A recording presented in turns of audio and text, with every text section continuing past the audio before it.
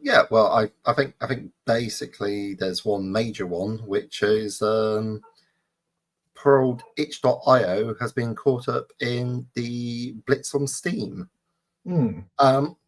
Essentially, there is a Australian, a tiny Australian pressure group calling themselves Crowdshout, and they have taken it upon themselves to describe themselves as anti-pornography. It's like, okay, that is, a stance.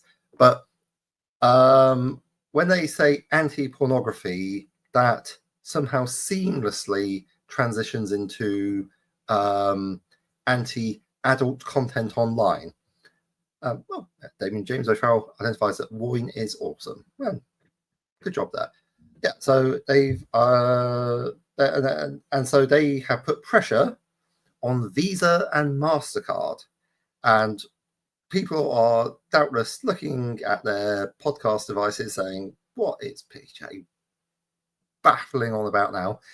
And I'll tell you, it's because these are payment processors, as in, if they decide that they are not going to support your platform, you cannot be paid for things, which is quite the impediment if you are running a business. So Steam has gone through and delisted a bunch of games which have, quote, adult themes and so forth. And it's like, okay, well, that's a computer game problem, not hugely relevant. Itch.io sells computer games. It also sells a lot of regular role-playing games as well. Yeah, tabletop games as well. And they have gone through over like the past day or so and delisted absolutely everything. And you're like, well, surely that's just a pornographer problem. Like, if you want smut, go and search for it. Delisting means that you cannot search for anything except for looking. You can't even find it with a direct name search. You need to have a link from the creator. But also, they have taken a shadow ban, basically. Yeah, it's a super hard shadow ban that it's just like, oh, it's not banned, but you cannot find it. Yeah, it's there, but you can't find it. Yeah. And they have also done stuff like taken down things like a game which has the word trans in the title, because that is described as an adult theme. There is zero pornography in it, but it has been taken down anyway because, how do I say, this Crowdshout people, inevitably it goes from, oh, we're anti-pornography, and that's like, all right, and they've gone to anti-adult, and LGBTQ stuff inevitably gets treated as, quote, adult, and inevitably gets banned. And the reason I sound so tired and annoyed about it is because I've seen it before, right? I'm bored of it. It's like, it's like, sure, it's working, but it's just, we've seen it before in the 90s. We've seen it in the 2000s, and now it's making a comeback in the 2020s, and it's just like tedious that people keep on falling for the same tired old tricks. So I'm afraid I submitted a bit late to get any pictures up or anything like that, because it is literally just breaking news. But if you get a chance, get on the phone to Visa and Mastercard and ask them why they're doing this, because it took very few calls. Like a couple of hundred calls. I would also argue, whatever your stance is on something, something like Visa and MasterCard, I think these days are basically akin to electricity or water.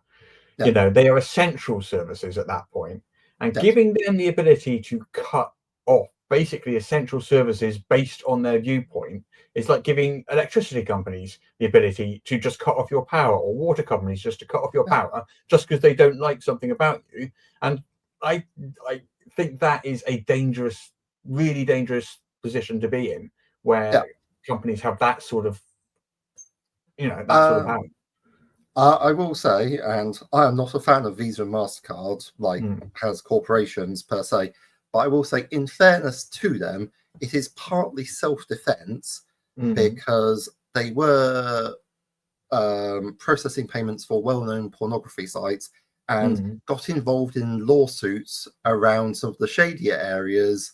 And they're like, look, we just take money. We don't have anything to do with it. We are just payment processors. But they were scooped up and held to also be criminally liable in what was going on. I don't know all the details, but as a consequence, their now legal position is, if we got something like that coming, then we're just going to say, no, we've got to stop it.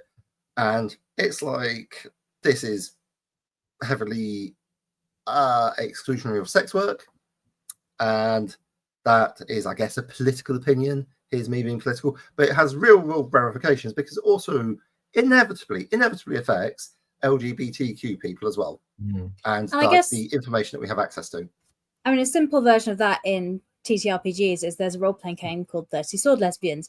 That's going to be harder to search for on itch, for example, now. So as a very basic example of that. I bet you £5 that you will not be able to find 30 Sword Lesbians on itch if you like search for it. Here we go. Although, mind you, finding stuff on itch anyway was always a bit of a challenge. I'll just type in 30 Sword Lesbians into the search bar, so I'm not doing anything complicated. Just curious. 30 Sword Lesbians, evil hat. No, there is. Oh, you found it. That one has not been shadowed. I find that. You don't need to remember. I will collect that.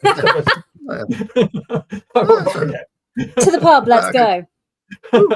Oh, that might get you 3/4 of a pint.